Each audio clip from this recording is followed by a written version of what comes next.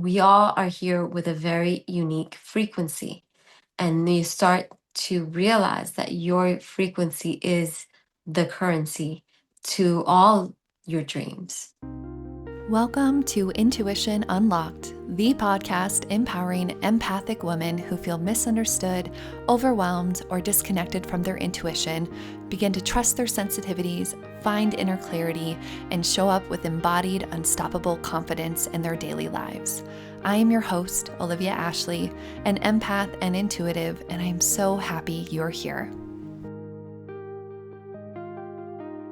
Welcome to Intuition Unlocked. I am so honored you're here with me today because this episode is one of those soul-stirring, activating conversations that you'll want to revisit more than once.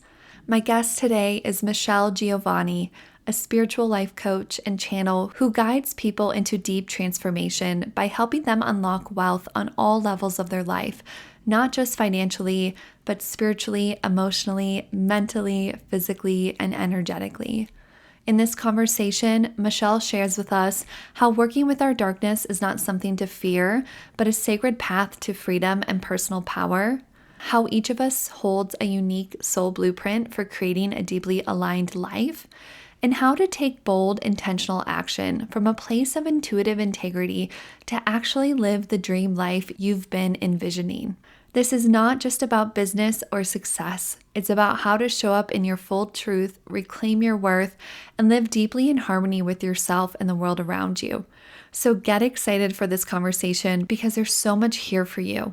Let's dive in. Hello, Michelle. Welcome to Intuition Unlocked. Hi, Olivia. I'm so grateful to be here. Oh, me too. I'm super excited for this conversation and just all the wisdom that I know is going to come through. So, Michelle, your work really has bridged deep spiritual wisdom with real world success. Can you take us back to really maybe where you started that first awakening with your intuition and how that led you to the work you're doing now? Yeah, it started for me really young. I had this gift that I could see and hear and sense the spirit world, and that was a lot. I was really young and I didn't know how to make sense of it. I think I turned it into this like playful nature of like, oh my God. And then I just automatically assumed that everyone could see what I was seeing, and then I learned really early on that that was not the case. And again, it was overwhelming as a young child. And so I almost tried to turn it off. And it wasn't until my Saturn return where everything just came flooding back in stronger and louder than ever. And that's when I realized like, oh, this is part of me. And I believe we all have these spiritual gifts, this intuition. And so there was a moment around my Saturn return, I want to say I was like 27, where I realized, oh, this is a gift and this is an honor to have these gifts, and what can I do with it? And that came a little shortly after because I was working in Wall Street and I hated it. I was an auditor and it was just this like slow death that I was experiencing. I was also, and I am still to this day, very creative, where I love to work on different things at the same time. And I remember coaching landed on my lap. I didn't even know that that was a job. I didn't even know that that was something. And so I remember being in a training, and it was in that moment that I could not only see my guides and my spirit team, but I could see now the people, the participants, their gifts and their ancestors and guides. And it was in that moment that I was like, oh my God, this is what I want to do for the rest of my life. So that was a big moment of like, oh, this is it.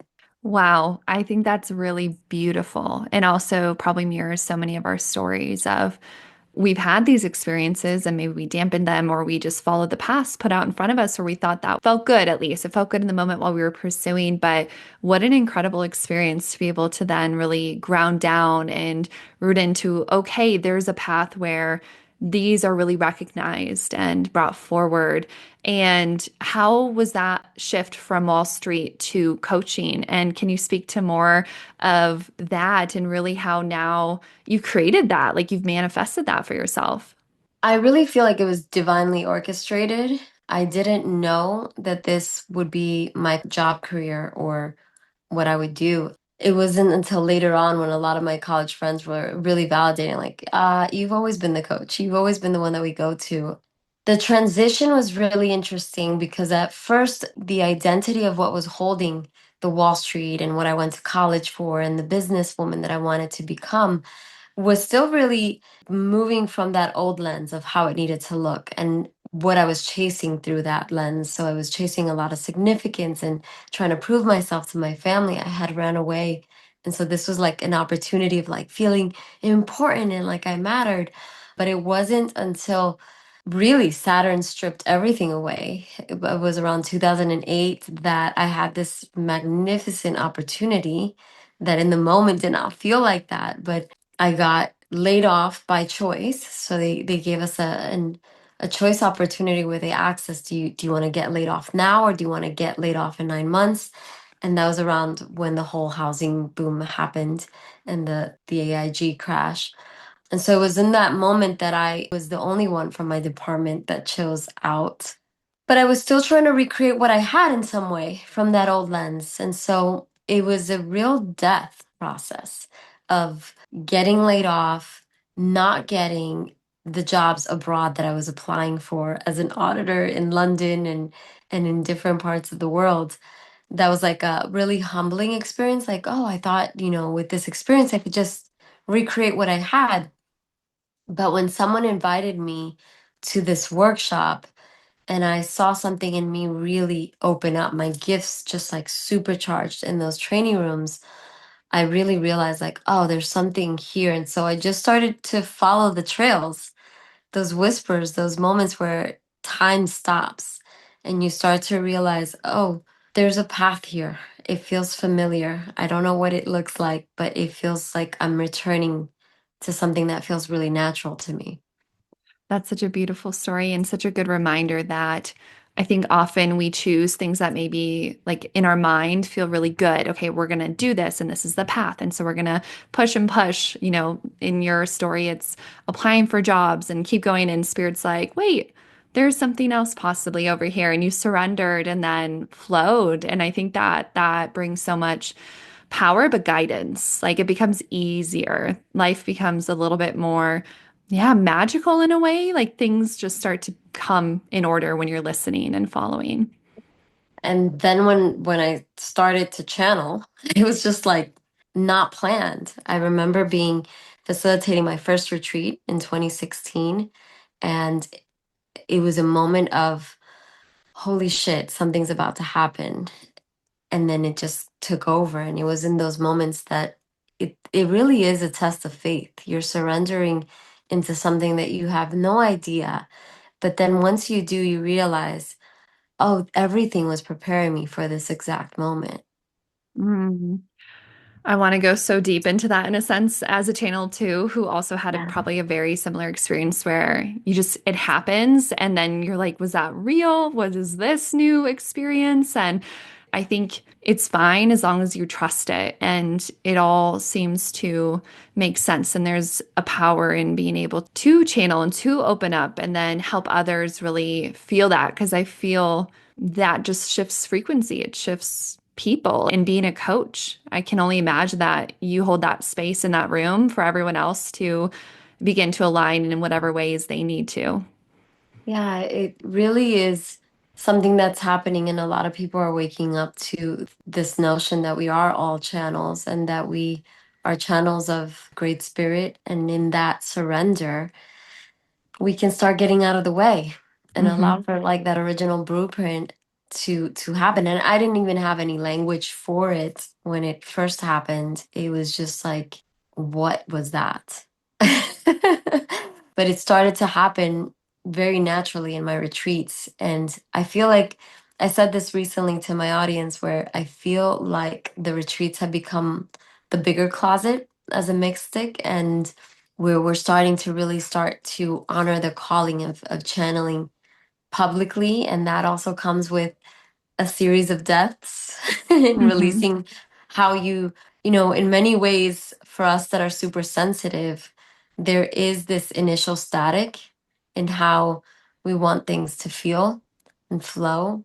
And we're afraid of what people will think. We're afraid of like, oh my God, how do I share this? How do I explain this? And so Yeah, just leaning into that and surrendering that has been a big part of my work recently. I love all of that. And so I want to bring us into really talking about the surrendering and the work around wealth and money, and more in the sense of I love that you talk about a blueprint and how it all comes under that umbrella. But I think for most of us, wealth is freedom. You know, we can find freedom within ourselves in a lot of ways. Wealth is one aspect of that we can touch in this reality, but there's so much that gets tied up, or we don't feel capable or able to find that outside of the lanes of whether it's corporate or other, or maybe the creators in ourselves. And that's what I'm really sensing is there's so much that wants to come through so many of us, and yet there are blocks. And so I want to start by we often think of wealth in financial terms, but you speak a lot about creating wealth on all levels. So, spiritually, emotionally, physically, and energetically. Can you start to break this down and explain how true wealth goes beyond money? Money is a part of it, but really, how do we start to open this container? Yeah, this is such a great question. I think that we get in trouble when we start to try to measure freedom. And we've been sold this notion that freedom is about doing whatever we want with our time. And we think that it's about being on the beach for endless amount of time and not having to go to work. But that is probably the fastest way we start to regress and we start to shrink our capacity of who we truly are and what we are here to do and create and as expressions of the divine. And so we start to feel like we're trapped by this idea of what freedom looks like and needs to feel like. But I love to talk about wealth on all levels because it really is the vision that is wholesome. And it's not about balance, but it is about aligning with something that truly matters to you and that has you feel alive and has you feel like you're on purpose and you are moving with power and divine authority over what you're creating.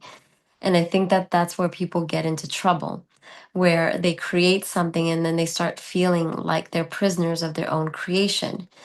And we're here to grow and evolve. The game has always been about growth and evolution over lifetimes. And yet we start to stagnate or stunt our capacity to grow and fully express the creation that we're here to experience it. And then that's the other part. It's like, are you truly receiving what you're creating? Are you fully receiving what you're creating? A lot of people want to see that money stacked in the bank account. A lot of people want to have that freedom to be with their families, but then they're stuck on the phone scrolling. A lot of people want to make that big impact and serve at a greater capacity, but that, you know, a lot of their money is going to Amazon purchases on a weekly habit. And so we start to create this story of what we want life to be, and it's not matching with what we want. And so then we start to feel like we're prisoners of what we're creating. And so I feel like people are consuming a lot and it's also clogging up the channel. It's creating a lot of static. And so when I describe wealth on all level, it really is from an ancestral wealth perspective. There's an energetic blueprint that every single human has, that we're born with, that we're here to fully materialize. And it's much bigger than you can imagine, it's greater than you can think. But moving in alignment with what excites you, with what truly matters for you, will support that awakening. That was so profound. I think you hit the nail on the head of what so many people are facing of what we're equating freedom to, what we're equating money will do. But then in reality, are we enacting habits or our time in a way that actually aligns with what we think we want, but what we've created, that box is actually a bit more unaligned with what we're talking about. So I want to keep building on that a little bit of so many of us feel this stuckness. So we're stuck in this scarcity, stuck in this misunderstanding that I'll feel free win or that grass is greener on the other side win. And yet they still want to believe in abundance but take no action. Maybe I think maybe that's where a disconnect is there's a disconnect between how they feel and what they're searching for and actually how they show up and really understand what that means. So, just what would you say to that? Hmm. There's different levels to it, right? There can be a somatic block where the body is afraid of receiving more money, receiving spaciousness, stillness, allowing themselves to truly feel. I really believe that we're entering a time in our lives where it's less information. The body does not require more strategies, more PDFs, more free courses, free master classes.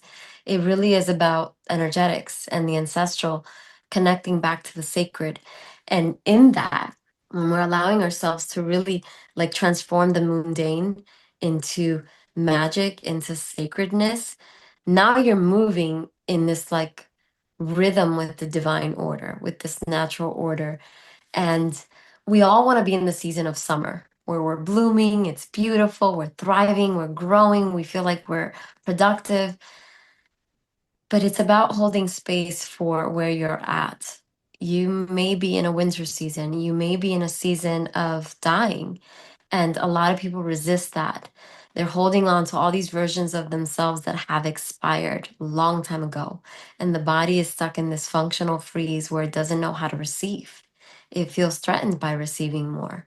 And it'll show up in a very smart, spiritualized ego way where it's getting super busy. It's behind the laptop, it's on calls, it's doing a lot, but it's not allowing itself to really die. That part of us that is tethered to ancestral patterns that feel threatened with actually reclaiming that birthright, that wealth birthright, that prosperity. And a lot of us, I feel this so true in my heart when I work with people and I'm seeing people that come to my retreats, they're re-looping ancestral patterns and they're not even aware of it because there's been a lot of stripping away when it came to our ancestral roots. There's a lot of Caucasian folks that have no connection to the deeper roots, their ancestral roots, and have been stripped away the rituals and the rites of passages, but are also not even aware of the ancestral patterns that they're repeating by staying busy, by hustling, by being afraid of actually wanting more. So, how do we begin to understand those roots? How do we begin to work with that ancestral healing and the connection to our ancestors? So again, it's like really turning to the sacred. For some, prayer is like, I don't even know how to connect. I wouldn't even know what to say. But think of the person that you feel the most connected to. Maybe it's a dear friend, a best friend, your partner. Think of someone that you feel your most absolute, authentic, free self with. And bring that context into prayer. Where do you start? You start by saying a few words out loud, and prayer is most powerful when it is out loud. And you can start by saying, hey, I don't know you, but I know there's something that is holding all of this together. We are on a very small, tiny speck of a rock in the middle of nowhere, floating with stars all around us. And so there is something holding all of it together in this perfect way. And so I'm acknowledging you. I'm acknowledging this power that has me breathing and my heart beating and my stomach digesting food in such a way that I don't have any awareness or conscious intention behind it. And once you just really acknowledge it, you can also do that with the ancestral realm. Every single person in your family and your lineage that has transitioned is alive. And I know that in this culture, in the Western culture, we treat the dead as if they're departed, gone forever. But they're with us and they're way more powerful outside of the body. And so just acknowledging it, where you have a table with pictures of your transitioned ancestors and just, bring them their sweets, give them food, talk to them, acknowledge them, ask for their support. And you'll start seeing, even if you start small, the way that I started was really asking for a specific sign with God, with Great Spirit. I just gave Creator a sign. I want to know how real you are. This is my sign. And I gave it a very like weird, out of the box sign that whenever I saw it, it would just stop me in my tracks and I got that I was on the right path. So just establishing that two-way receptivity where you're just not coming to this higher power when you're in a jam and you're like pleading and desperate for receiving, but just acknowledging it and building that relationship. And another part that I would love to guide is just allowing yourself to fully surrender. Surrendering is something that hasn't been taught, but when you think of our ancestors, the way they survived, the way they moved, they had to surrender. And in that surrender, there's a rebirth, there's an innovation, there's creative ideas that start streaming. And some of us are so attached to the thoughts. They think the thoughts is who they are, but who you really are is the awareness that's listening to those thoughts. And that's where spirit dwells, in your imagination and in that silence that is aware of everything that's happening, that's listening to you in every conversation and all of those panels that you're having with yourself. So just really slowing down to be in that receiving. That all makes a lot of sense. And those are really great practical ways that someone can begin and start to connect and bring awareness of calling their ancestors forward and starting to speak with them and talk with them. And then how can people begin to actually release some of that? I think surrendering is the big piece of it. And just, it's not Mhm. about pushing or forcing or like there's not this like big release. Sometimes, yes, there is energetically or emotionally, but I think a lot of it's like reprogramming the mind, our ways and our patterns of maneuvering in our realm. If we're sitting somewhere where we're very uncomfortable and we're feeling like we're doing the same things, but we're not getting anything change and nothing's changing around us, then how and where does someone start in that way? Yeah, I feel that this is the part where probably 99% of the world really resists. So you're not alone. Learning to humanize that part and hold compassion and grace for that part of you that grew up really fast. For those listening, the part that doesn't want to die, the part that wants to control and force and go about it, through this brute force of like attaching itself, and so just really like honoring that part of you that had to become that way in order to survive.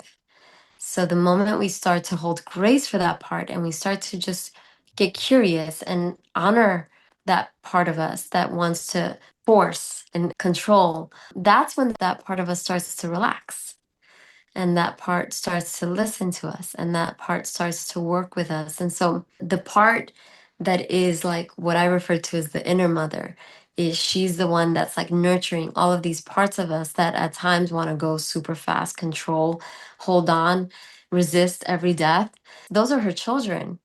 Those are the younger parts of us. And so really getting curious of all of the parts of us that are, young children that just had to grow up really fast, and then from that space, utilizing the breath to bring yourself back to that stillness and say from that wise inner mother, like, okay, now that I have my children feeling really held, what part of us has to die? What part of us am I ready to release? And sometimes I find that it can be really easy. It can just be like writing it down and burning it, putting a really sad movie and allowing yourself to grieve. We haven't been taught how to grieve.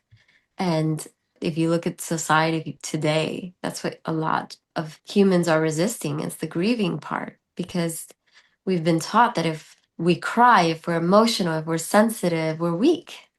And I think that's where our strength really shines through. So creating, curating intentional moments to access that part of you that isn't willing to surrender, holding sacred space for that part of you.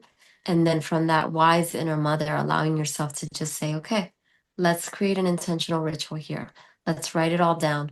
Let's burn it. Let's hold space for that part of us that's right here. She's right here in our throat, ready to let go. Exactly. That was really enlightening and supportive to listen to and hear.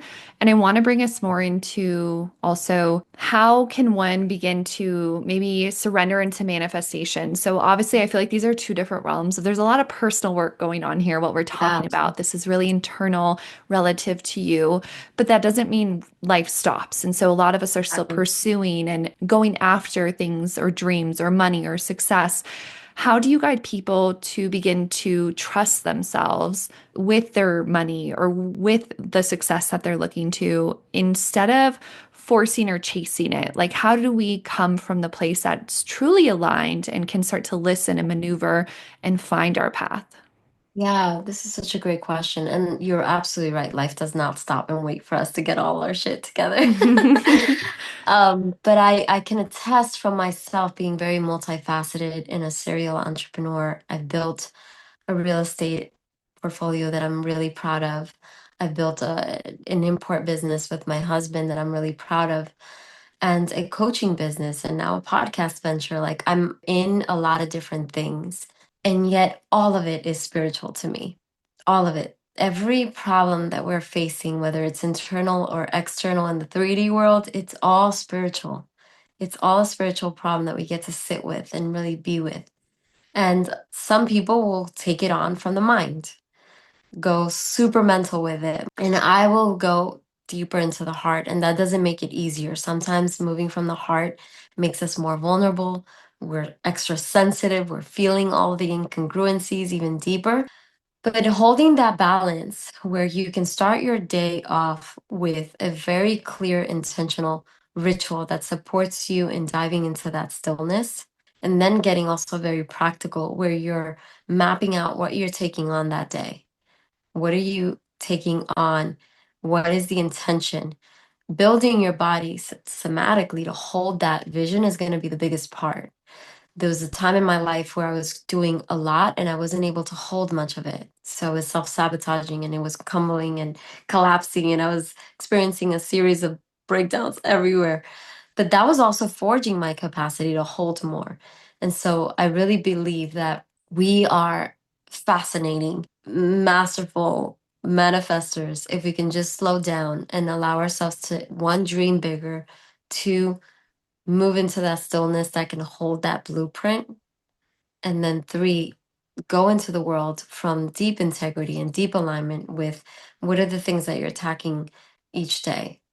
That makes a lot of sense. And I think I want to touch on that a little bit deeper, that self mastery and the vision holding, that I don't think we were taught that. We don't come from a space where that even really makes sense. It's like we can master this educational piece, or we can master and get really good at this one specific craft, such as playing an instrument or doing something in the physical. What does self mastery and vision really mean and look like? And how can that help us? I mean, you've talked about this a lot, but maybe more than how can it help us? How can we practically utilize it? Remember, it's there and it's a really solid foundation that we can co create with and find within. Yeah, I believe the first thing here is to get out of this whole doing things alone. A lot of people will become creatures of habits and take on what they know. And at the level of the mind, it's perfect. And there's an African proverb that's super powerful in that sense that, like, if you want to go fast, fine, go alone. But if you want to go further, you got to get with people, you got to go together. And so, learning to get out of your way is going to be a big one. Self mastery is at the root of everything, and it's the Hermetic principle, it's in the laws of the universe, it's in every ancient textbook that you can pull. And so, getting to know yourself, getting to know what you're great at, getting to know what your flaws are, being radically, brutally honest with yourself like, okay, these are my strengths, this is what I'm struggling with. And can I get out of my own way to really ask for support on the things that I need support? I am a huge believer that a lot of the success that I've created has been because I've been willing to just seek the people that were at that level. And so pouring into myself in that way. And as a result, you then start to give from the fruits of where you're at. So also supporting the people that spirit sends your way to support. And so self mastery really begins with that, getting to know yourself and being really honest with yourself and setting time aside. This is where spirituality comes back in, where you get to know yourself so well that you're comfortable with yourself. You're super comfortable with being who you truly are and being clear on who you're not. And a lot of times, people that are starting out in the entrepreneurship are parroting, or coaches, they're parroting podcast people, they're parroting, they're teaching what they're learning, but they're not really deepening in the embodiment of that knowing. And so you can tell who's really succeeding by how comfortable they feel in their body and how they are able to create the results in their own personal lives and in their professional lives as well. I love that. And I want to build on it even further because you've said this a couple times where you feel like you've really blended spirituality into your business, into just your life. And I think that's something we have not grasped yet as a society. It's I'm all spiritual, but like I don't really do business, or, I'm spiritual in these moments, but then I'm who I am over here. Can we talk a little bit about this intersection of spirituality Yeah, and business? Because I think we really want to separate, our minds want to separate absolutely. these into different buckets, but how do we begin to integrate? And I know that's always going to start with us, but then how does that show up? Yeah, no, this is such a great question. For me, I hold it like it's at the root of everything. It's the inception. So it's the source of it all. That relationship you have with your creator, your maker, whatever you want to call it, whatever you believe in, that relationship is going to start shaping the relationship you have with yourself. How much you pour into this relationship with your higher power is going to start to really become the expression of you and how you hold yourself. So if you feel alone, it's because you haven't been pouring into that relationship. If you feel disconnected, it's because you're not pouring into that connection that's already there. If you feel insecure, which happens to all of us, it's because you're placing a lot of your sense of self outside of you. And so, at the prime root for me, it's the source of everything. When you look at business, it's such an interesting way that I describe it, and I'm sure you probably heard it as well. But your business becomes an extension of you. It becomes an extension of you and how you are in relationship with the self-worth that you hold, that you are here to create, to share. It's in relationship with your worth. And a lot of people, and myself included at a moment in my life, placed my self worth outside of me. I was externally outsourcing it to the accolades, the achievements, the friend circles, the things that I thought made me worthy. And spirit has a funny way of stripping all of that shit down where you get really naked with your truth. And it happens with maturity, it happens over time and experience, but you start to really enter this level of like, oh man, I thought I needed to do all of this to be somebody, but really I was always somebody. And when you enter that level of truth, when you've been in relationship with yourself and you've put in the work to actualize and materialize your gifts, now your business goes from barely surviving to you start to see that people start to come to you, whether you're a service provider, you're selling a product, there's something that starts to energetically supersede the very offers you have. So for me, it's at the root of it. And it just really starts to highlight back to you, reflect back to you how you are in relationship with your worth and what you have to offer. Because I really believe, just like you have a very unique fingerprint, I have a very unique fingerprint. Twins in this world, identical twins, have unique fingerprints. Whales in the ocean have unique tail prints. We all are here with a very unique frequency. And you start to realize that your frequency is the currency to all your dreams. That's so true. Yes, I speak a lot about that as well of like you stated, we want to copy paste or it's helpful to learn. It's helpful to see and emulate, but then ultimately it's up to us to really find that guidance within and go, wait, this is mine. I can learn, I can see and be really excited or inspired by others, but coming back to you is the ultimate goal and journey here, I think, is really getting solid within yourself and going, wait, I have a voice, I have a plan. And so you've brought up the blueprint that we each have a blueprint. Can you expand on that or touch a little bit on that? Yes. So when you are born, the moment you are conceived, the birth of this embryo that is you, it really resembles, mirrors the exact opposite of the death of a star. And so your actual birthday is encoded with so much information. There's ancient codes embedded in you. You are a star that descended into human form as this unique light frequency, this unique channel, and you're here on Earth School to develop who you are and to learn the soul curriculum that you consciously chosen, even though we forget the moment we come out of the womb. But you are encoded with this unique frequency.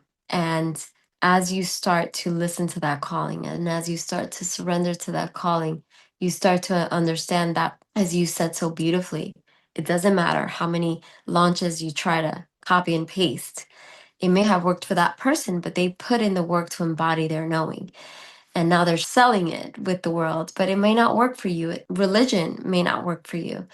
The very leaders of those religions discovered a way in how to be in relationship with source, with their creator. And then they became very attached to sharing it. It had to be their way. And so when you think of your life curriculum, you start to learn the very things that you're meant to teach. And you start to learn through your own trials and tribulations and hardships and relationship breakdowns and heartbreaks, the very things that you're here to embody through divine knowing and that you're here to share in your own unique way. And I think that's where we're lacking, where I see there's a disconnect because people just want to get there already. But there's nowhere to get. The whole journey is the point. And so learning to dive deeper into this moment. What is it that I desire in this moment to experience? What is it that I'm deeply grateful for this moment? And that becomes a polarity of manifestation. And you start to create this beautiful, like, materialization of what that energetic blueprint is about. I love to call it in sacred alchemy this you start to unfurl to the power of your frequency the moment you can really feel and drop into it. That's beautiful and really helpful. That was a really great picture and just understanding of, wow. I mean, it's incredible to once you realize that it gives you a lot of liberty, I feel, to really accept yourself, accept who you are, accept everything that makes you you, and then utilize it to reflect out that we can learn from the hardships and we can learn from our stories and we were placed in them because it was purposeful to us. It wasn't just to go, hey, this is a really awful experience and just be stuck in that or feel like a victim. It's how do you overcome? How do you work with it? How do you integrate it? And then ultimately, I think it's a lot about alchemy, right? That alchemization of everything in a way of can we get back to not necessarily where we started, but the remembrance of that sacredness that there's something so much greater and we are a part of that. We are a piece of that. And when you have that, you can always feel sheltered. You can feel supported and anchored no matter what you face. And so I want to ask you around life is going to bring these inevitable challenges. How do you teach people to begin to cultivate that ownership and that resilience so they don't fall back into this thinking of low self-worth or scarcity or that launch didn't work? And so what next? Like, how do I continue? Because I just saw someone like sprinting forward, but then they pause or they step back, they hit a roadblock, and then they're like, oh, I think I'm just going to give up this race versus getting up and going, no, wait, this was just a part of the journey and you're almost there. Yeah, what would you like to say to that?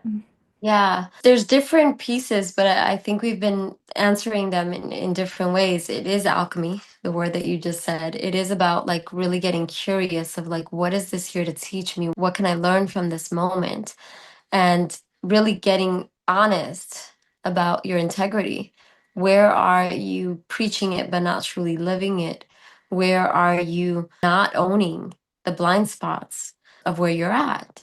And then also just really getting like vulnerable enough to get out of your own way to ask for support because we can't do this work alone. This isn't something that you're going to listen to a podcast and just be like, okay, this is it. I'm going to try this on. This is about really getting honest with yourself of like, where do I need support? When you're looking at the people that you're comparing yourself to, 9 times out of 10, they have teams, they've hired experts, they've done a lot of work in themselves. And so if you're feeling like, I tried the launch, but it failed, where are you not really investing in yourself to really do the deep work?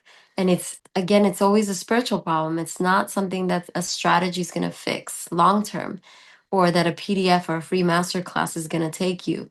through. This is about really sitting with yourself and having someone hold space for you to release the ancestral blocks, the somatic pieces that you have yet to integrate.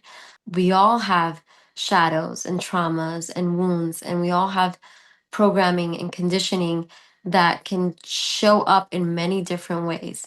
And what I love about people, myself included, is that we can be really strong warriors, empowering through all of that gunk.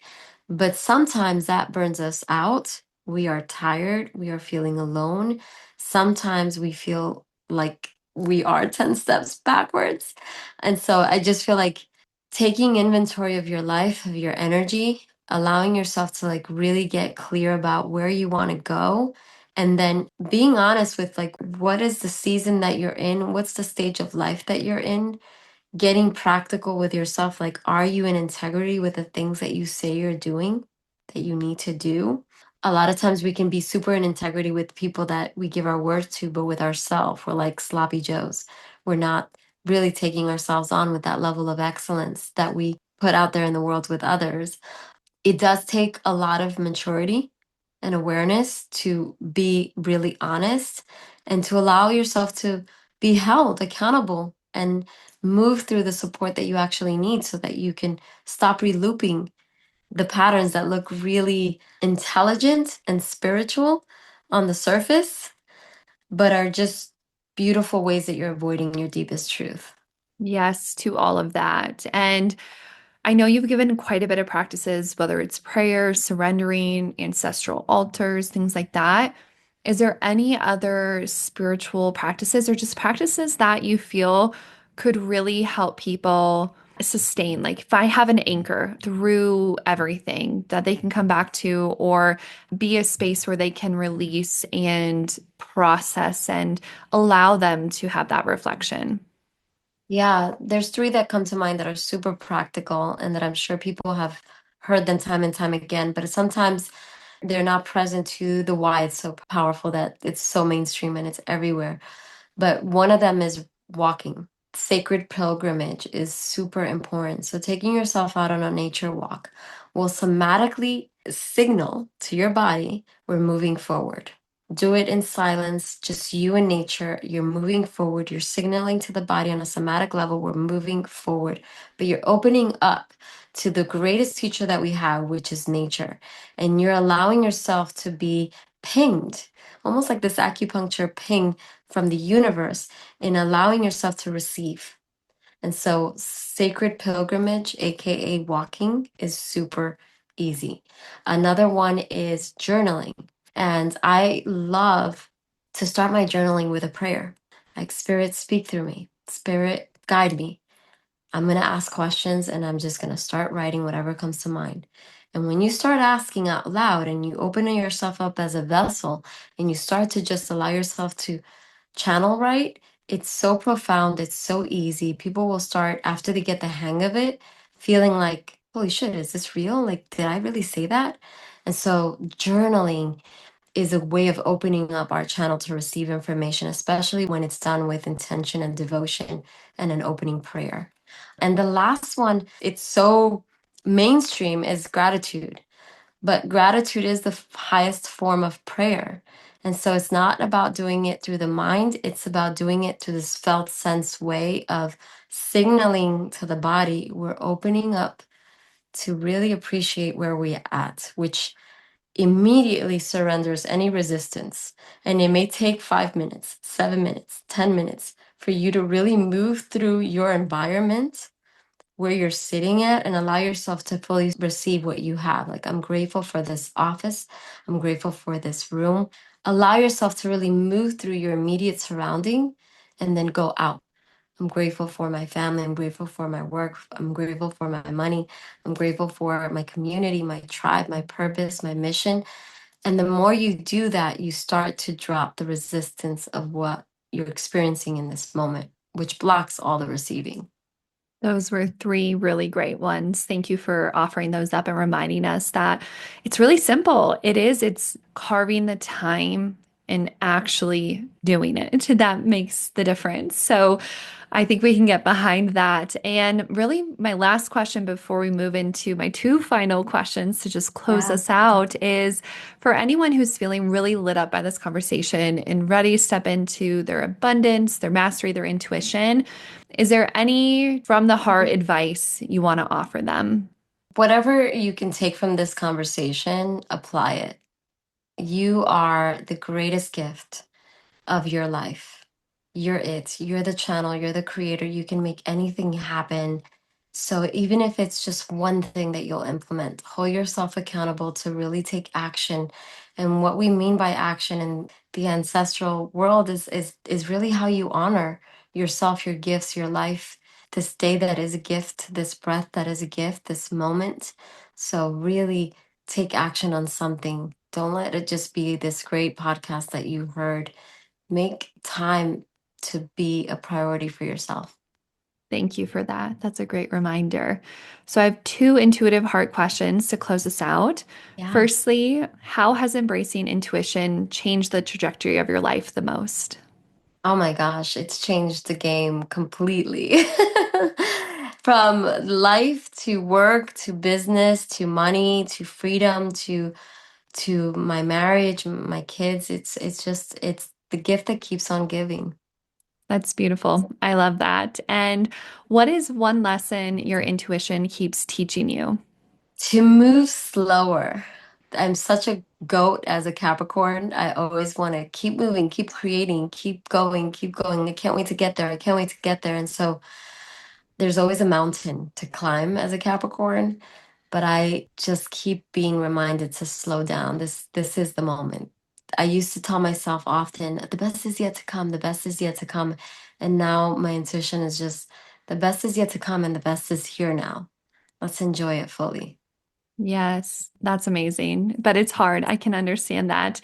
I'm opposite of I feel like I am really slow and I'm trying to get to the mountain. But I think, right, it's all purposeful. It brings us Yeah. different gifts and different unique aspects. But I think that's one of the biggest lessons, even so, is just be here now and you're going places. It's going to come and there's going to be amazing things. So, thank you so much for just sharing everything, all of your insight. This conversation was truly wonderful. I'm really excited for so many to listen, and thank you to those who have listened. And before I let you go, can you tell us where we can find you? Yeah, thank you, Olivia, for having me. And this was such a beautiful conversation. People can find me on my website and on Instagram. That's where I tend to hang, michellejeovanny.com. And I would love to extend an invitation to all your listeners for a discount. If they ever show up interested for Sacred Alchemy, they can reach out and say they came from this podcast, and I would love to serve in that capacity. Thank you so much. I will link everything in the show notes so people can find you. And thank you again for your time and wisdom today, Michelle. Thank you. Thank you as well. Thank you for joining me on Intuition Unlocked. If you enjoyed this episode, be sure to subscribe so you never miss a moment of insight, guidance, or intuitive inspiration. To dive deeper into our community and get access to exclusive content, head to my website at www.olivia-ashley.com and subscribe to my newsletter. You can also connect with me on Instagram at wildlyolivia for daily inspiration and updates. Remember, your intuition is your superpower. Trust it, nurture it, and let it guide you. Until next time, I'm Olivia Ashley, and I can't wait to connect with you again. Thank you for joining me